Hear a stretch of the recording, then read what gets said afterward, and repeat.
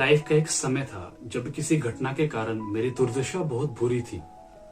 और मैंने एक दिन अपने एक दोस्त से ये शेयर किया कि मेरी जो आज सर्कमस्टांसिस क्या है, मैं किस टर्मोइल को सफर कर रहा हूँ। तो और साथ में ये भी पूछा कि भाई तू इतना खुश कैसे रह लेता है, क्योंकि मेरा दोस्त आमतौर पे बहुत ज्यादा खुश रहता था, जैसे उससे दुनिया का कोई गम ही नहीं है। तो हाजिर जवाबी में उसने कहा कि होती है प्रॉब्लम, हर बंदे की लाइफ में होती है, बट मैं महाभारत पढ़ता हूँ, तू भी पढ़। और अगर पढ़ नहीं सकता है तो YouTube पे बी आर चोपड़ा की महाभारत की एक पूरी सीरीज आती है, उस पूरी सीरीज को देख, एनालाइज कर और सीखने के वजूद से देख। बस फिर क्या था, मैंने उसी दिन से देखना शुरू कर दिया। और उस महाभारत की उस एक्सपीरियंस को मैंने जो एनालाइज किया और मैंने जो वहां से सीखा, उसको शायद लफ्जों में बयां करना असंभव है। पर उस सफर ने मेरे दुख को मुझे जड़ों से हिला के रख दिया। मेरा दुख और डिप्रेशन जो था वो तो ऐसे गायब हो गया जैसे किसी ज्वालामुखी के फटने से रेत के कण हवा में उड़ के कहीं गायब हो जाती है।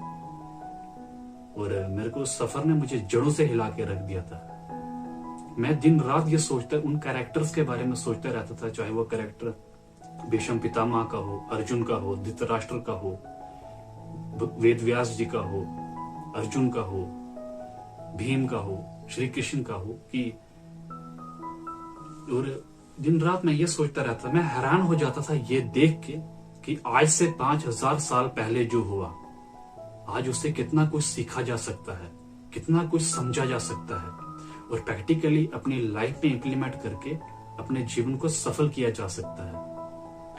तब मैंने ये डिसाइड किया था कि इन फ्यूचर अगर मुझे कोई प्लेटफॉर्म मिलेगा तो मैं महाभारत की एक पूरी सीरीज चलाऊंगा, डिफरेंट कैरेक्टर्स को अलग से एनालाइज करूंगा। जो मैंने सीखा है, जो मैंने समझा है, वो मैं लोगों को बतलाऊंगा और जितना हो सके उनको अपने अच्छे शब्दों में समझाऊंगा। तो इसलिए मैंने इस सीरीज का नाम रखा है महाभारत से मैंने जो सीखा।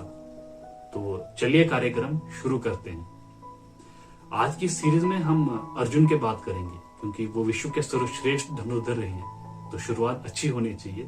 सो कीपिंग इन माइंड, तो मैंने सोचा कि यहीं से शुरुआत करते हैं। अर्जुन विश्व का सर्वश्रेष्ठ धनुर्धर था।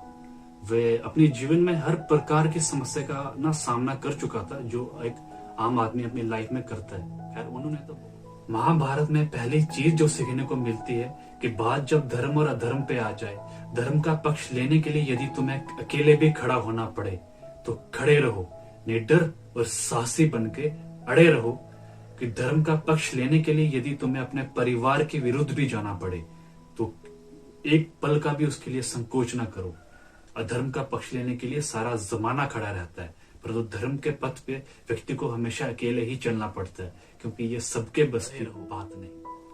और महाभारत से दूसरी चीज जो सीखने को मिलती है कि यदि किसी से कुछ पाना हो तो सबसे पहले झुकना सीखो, क्योंकि झुकने वाला व्यक्ति के मन में कभी किसी के लिए आक्रोश नहीं होता।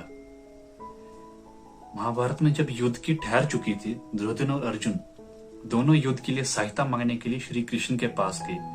और अर्जुन जाके श्री कृष्ण के चरणों में बैठ गए और दुर्योधन उनके सिर के पास जाके बैठ गए, क्योंकि अहंकारी व्यक्ति हमेशा सिर पे चढ़ा रहता है, नम्र और शांति प्रिय व्यक्ति हमेशा चरणों में बैठता है। श्री कृष्ण उस समय अपने कक्ष में विश्राम कर रहे थे और उन्होंने जब आंख खुली और अर्जुन को अपने सामने पाया तो अर्जुन से पूछा कि अर्जुन कैसे आना हुआ।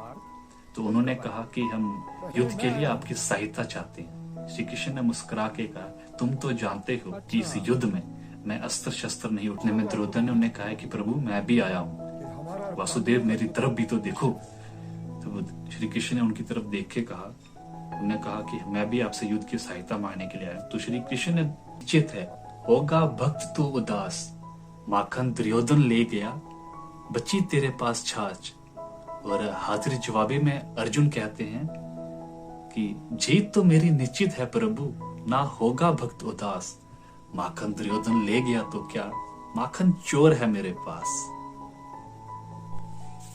पांडवों को वनवास मिलने के पश्चात जब अर्जुन स्वर्गलोक में दिव्य अस्त्रों की खोज में निकले थे, स्वर्ग की अप्सरा उर्वशी को वो बहुत पसंद आए थे। अर्जुन के बाहुबल को देख के और अर्जुन के चेहरे के तेज को देख के वे अर्जुन पे मोहित हो गई थी। और अर्जुन ने उनका प्रस्ताव ये कह के ठुकरा दिया कि मर्यादित पुरुषों के लिए मर्यादा का उल्लंघन करना अपमान होता है। एक मर्यादित पुरुष को कभी भी मर्यादा का उल्लंघन नहीं करना चाहिए। आप मेरी माता समान हो। दूसरी चीज उन्होंने अर्जुन को कही थी कि मन का भटकना क्या होता है।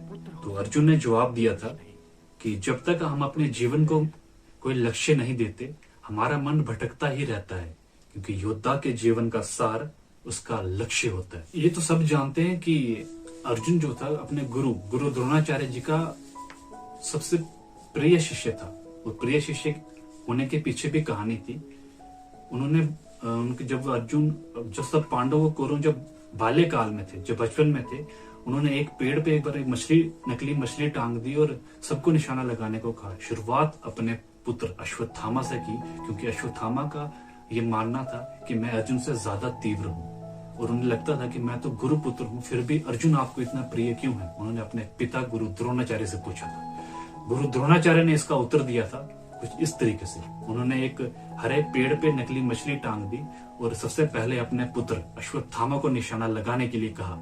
अश्वत्थामा ने जब तीर साधा, उनसे पूछा गया कि तुम्हें क्या दिख रहा है, तो अश्वत्थामा ने कहा मुझे मेरा बाण, पेड़, मछली और आसमान दिख रहा है, निशाना लगाऊं? उन्होंने कहा नहीं। फिर दुर्योधन को कहा, दुर्योधन ने भी कहा कि मुझे पेड़, मछली और खुला आसमान दिख रहा है। यूं सबको कहा, परंतु जब अर्जुन की बारी आई तो अर्जुन से उन्होंने कहा कि अर्जुन तुम्हें क्या दिख रहा है। तो अर्जुन ने जवाब दिया, केवल मुझे सिर्फ मछली की आंख दिख रही है। तो यहां से यह निश्चित होता है कि अर्जुन इसी कारण से विश्व का सर्वश्रेष्ठ धनुर्धर था, क्योंकि एक योद्धा को अपने लक्ष्य के अतिरिक्त और कुछ भी नहीं दिखना चाहिए, चाहे दुनिया का कितना भी बड़ा डिस्ट्रैक्शन क्यों ना हो। यहाँ पे एक चीज और अर्जुन से सीखने को मिलती है कि समय से बड़ा कुछ नहीं होता। किसी की भी गति समय से ज्यादा तेज नहीं हो सकती।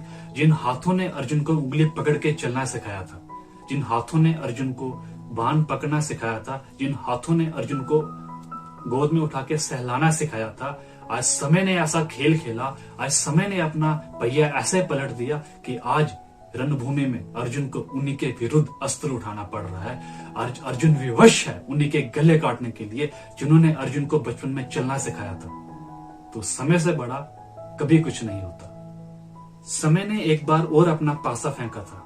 दिव्य अस्त्रों की खोज करते समय जब अर्जुन स्वर्गलोक में पहुंचे थे, तो विश्व का सर्वश्रेष्ठ धनुर्धर, इतना बड़ा बाहुबल होने के बावजूद भी वासना के मद में उर्वशी ने जब उन्हें श्राप दे दिया था 1 वर्ष तक नपुंसक बन के रहने के लिए, तो आप सोच सकते हो कि अर्जुन जैसे महान योद्धा को, विश्व के सर्वश्रेष्ठ धनुर्धर को भी एक नपुंसक का जीवन जीना पड़ा था। तो परिस्थिति कभी भी कैसी भी हो सकती है, कितनी भी भयंकर हो सकती है, तो व्यक्ति को उस परिस्थिति के अनुसार ढलना पड़ता है।